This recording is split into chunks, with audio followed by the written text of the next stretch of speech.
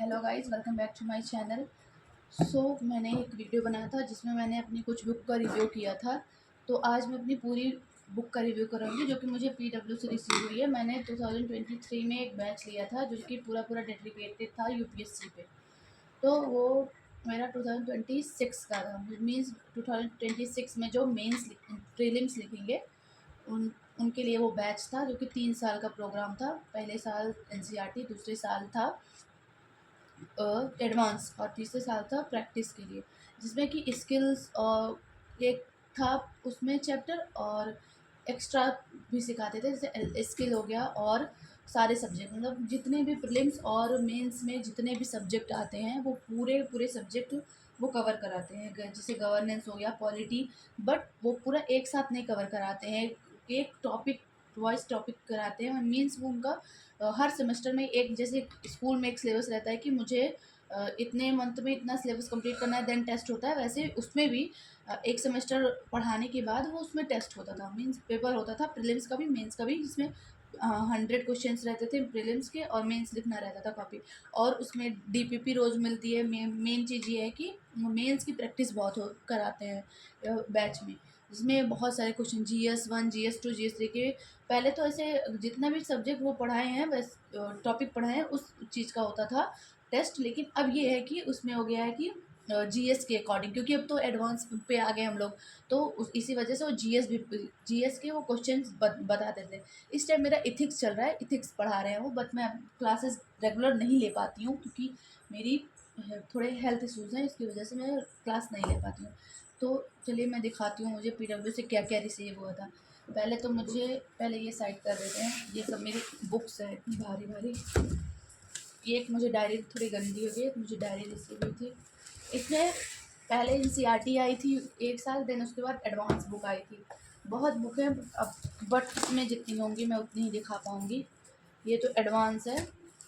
इसमें मेरा बैग भी होगा। मुझे एक बॉटल, एक बैग और एक डायरी और एक पेन रिसीव हुई थी।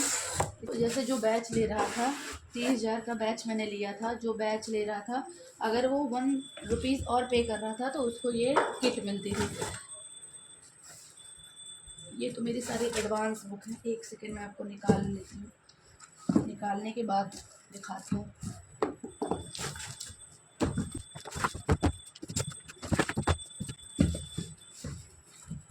ये रही बॉटल, थोड़ा गंदी हो गई है।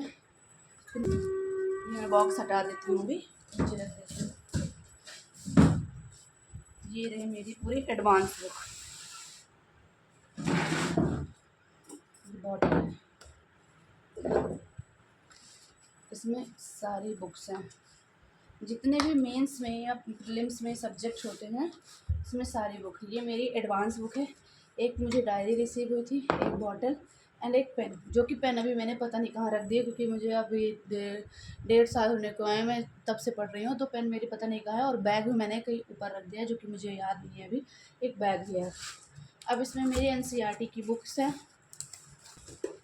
ये तो एक एडवांस बुक है पॉलिटी की। एक बैंड भी आया था मुझे। एंड ये पीडब्ल्यू के, कुछ ये गंदे हो गए हैं। ये पीडब्ल्यू का आया था, आप देख सकते हैं। हेलो बच्चों, thank you for believing PW. And ये एक आया था विद्यापीठ का, ये भी आया था, ये भी मिला था। मीन्स ये सारे एक टाइप की किट हो गया। इसको मैं रख देती हूँ।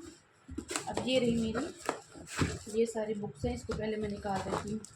ये बुक्स है मेरी एनसीईआरटी, जो मैंने ये मेरी फर्स्ट ईयर एनसीईआरटी चली थी। ये सब जिसके साथ मुझे वर्क बुक भी रिसीव हुई है।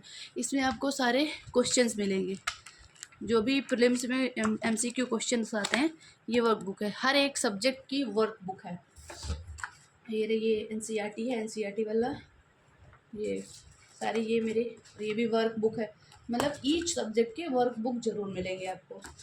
मतलब ऑल ओवर हम ये कह सकते हैं बैच तो बहुत अच्छा है, बट जैसे जिनके पास 2 साल 3 साल फिर भी बच रहे हैं कंप्लीट करने के बाद बैच, तो उनके लिए थोड़ा ये हो जाता है कि टाइम गैप बहुत ज़्यादा हो जाता है और ये मतलब टाइम मैनेज करने में बहुत मुश्किल होती है।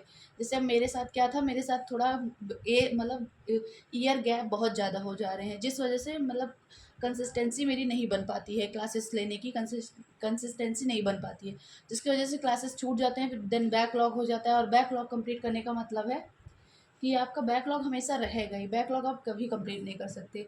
एक आप लोगे तो वो दूसरी क्लास जो उस पैरेलल चल रही है उसको वो छूट जाएगी। इस वजह से बैकलॉग, अगर आप बैच ले रहे हो, मैं आपकी ये एकदम आपसे रिक्वेस्ट करूँगी कि अगर आप बैच ले रहे हो तो ये ज़रूर ये एकदम माइंड में बिठा लेना कि आप लोग का बैकलॉग तो बिल्कुल ना हो, क्योंकि बैकलॉग कभी कंप्लीट नहीं हो पाता। अभी इसमें देखते हो मेरा, इसमें भी है थोड़े मेरे, इसको इग्नोर करिएगा, ये गंदे हो गए हैं थोड़ी मेरे बुक्स। ये वर्क बुक है, निकाल लेती हूँ मैं तो फिर आपको दिखाती हूँ।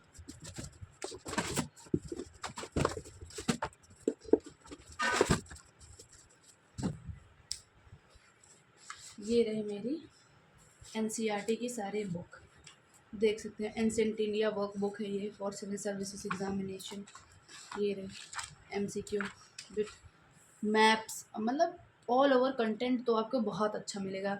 और उन्होंने पूरे मतलब जैसे एक कंसाइज एनसीईआरटी होती है उसको कंसाइज करके ये पूरा मटेरियल तैयार किया है।